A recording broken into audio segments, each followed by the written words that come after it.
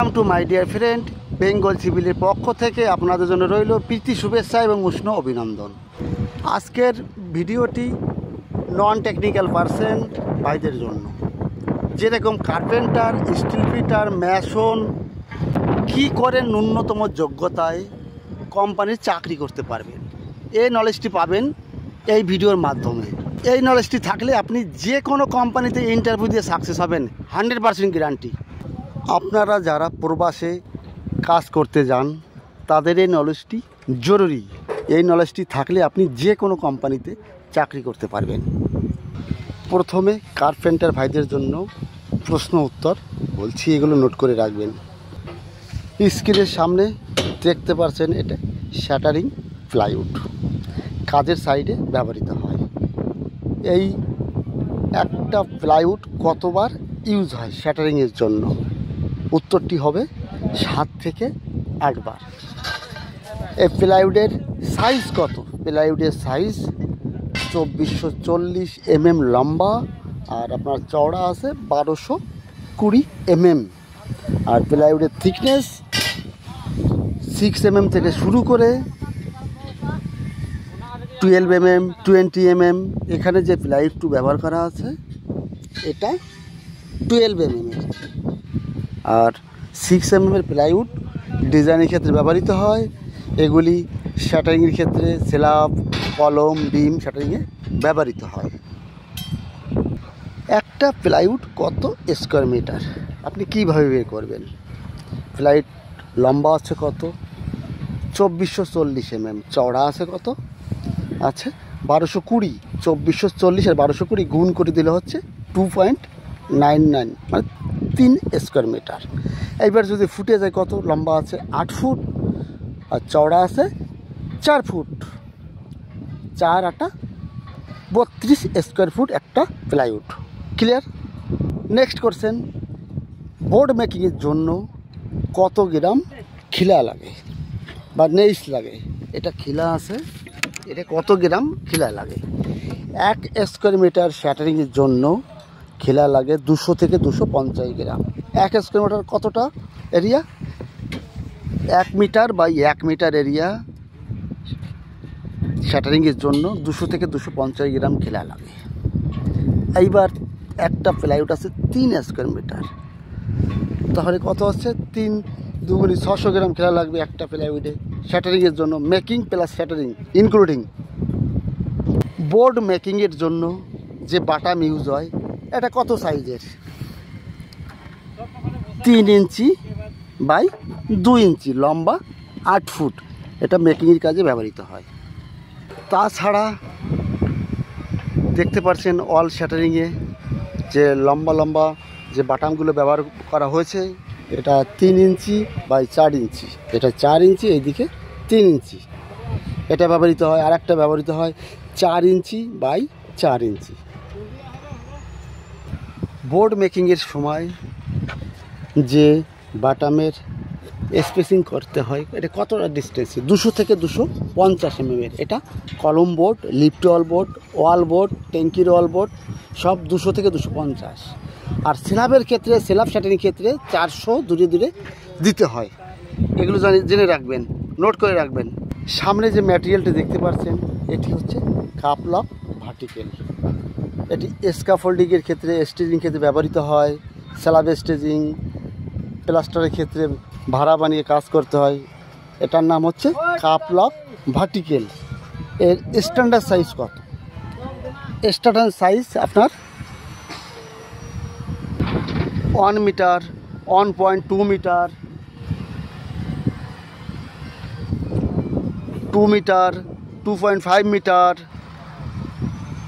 এবং 3 মিটার বিভিন্ন সাইজের পাওয়া যায়। বুঝতে পারলেন? ওয়ার্কিং সাইডে যে কাপলক ভার্টিক্যাল ব্যবহৃত হয় সেটা কত কত সাইজের পাওয়া যায়। 1 মিটারের 1 metre 200 mm, 1200, 1.5 metre, 2 metre, 2.5 metre এবং 3 মিটারের।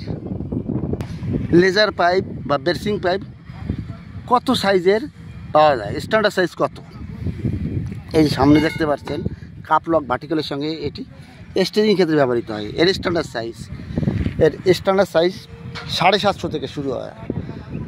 750 আছে, 900 আছে, 1 মিটার আছে, 1200 আছে, 1500 আছে, 2 মিটার।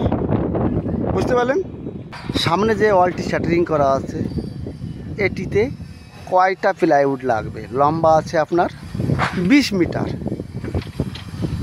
আর হাইট আছে আপনার 1 মিটার হাইটে কংক্রিট হবে। তাহলে 20 স্কোয়ার মিটার হচ্ছে। তাহলে একটা প্লাইউডের কত স্কোয়ার মিটার হচ্ছে? 2440 গুণ 1220, তা হচ্ছে 2.9 3 স্কোয়ার মিটার ধরেন। আপনার ওয়ালের এরিয়া 20 স্কোয়ার মিটার। 20কে 3 দিয়ে ভাগ দিন, আপনার 7টা প্লাইউড লাগবে। কলম কংক্রিট, ওয়াল কংক্রিট, এর লোড কোথায় বেশি আসে? এর কংক্রিটের লোড কোথায় বেশি আসে? Bottom of 1/3। এর হাইট কত আছে? আপনার 1200 1/3 কত আছে? এটা 3 দিয়ে ভাগ করবেন, 600। নিচের থেকে 600তে আপনার লোড ক্যাপাসিটি, এখানে সাপোর্ট এক্সট্রা দিতে হয়, লোডটা বেশি আছে 1/3, বটম অফ 1/3। আপনার যে হাইট আছে 3 দিয়ে ভাগ করে দেবেন নিচের থেকে 600 এবং হাইটে।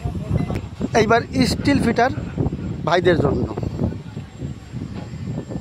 রডের ল্যাপিং মানে জয়েন্ট কত দিতে হয়? 2টি রডের জয়েন্ট করা আছে, এটা কত এর দিতে হয়? 50D হিসেবে দিতে হয়। 50D মানে কি?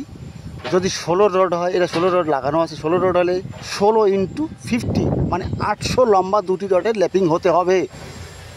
এইবার যদি এখানে যে 10-এর রড হতো তাহলে 10 গুণ 50 500 লম্বা জয়েন্ট থাকতে হতো।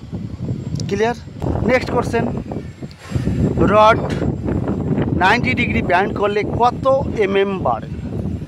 যদি 10-এর রড 90 ডিগ্রি ব্যান্ড করা হয় তাহলে আপনার এল বানাতে গেলে কত বাড়বে?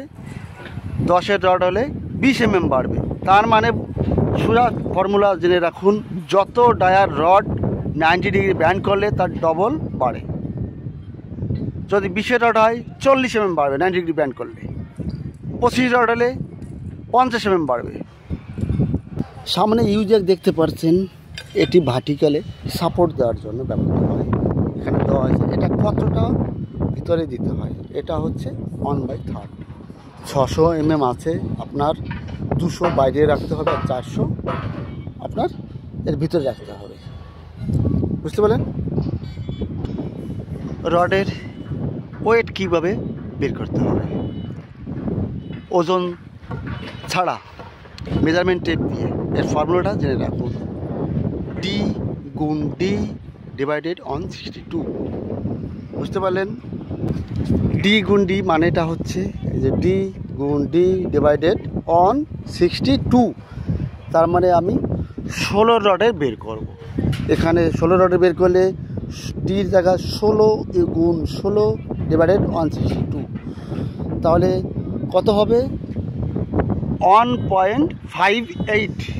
এটা করার পরে পাবো 1.58 কেজি। এটা কিন্তু 1 মিটার লম্বা রডের ওয়েট। এইবার একটা রড কত মিটার হয়? 12 মিটার হয়। 12 গুণ করে দিলে 12 মিটার রডের লম্বা ওয়েট বেরিয়ে যাবে। শাটারিং ওয়ালের ইউজ। শাটারিং বোর্ডে ব্যবহৃত হয়। 1 লিটার অয়েল কত স্কোয়ার মিটার পর্যন্ত ব্যবহার করতে পারে? এটা 30 থেকে 35 স্কোয়ার মিটার। আর একটি স্টিল ফিটার ভাইদের ইম্পর্টেন্ট কোশ্চেন, স্ল্যাবের ক্ষেত্রে, ফুটিংয়ের ক্ষেত্রে কোন স্টিল আগে দিতে হয়?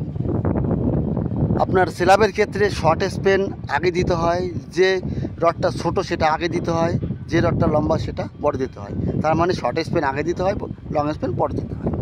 এইবার এই ফুটিংয়ের ক্ষেত্রে, এই র্যাফটের ক্ষেত্রে তখন কিন্তু তার উল্টো, প্রথমে বড় রডটা আগে দিতে হয়, তারপরে ছোটো রডটা দিতে হয়।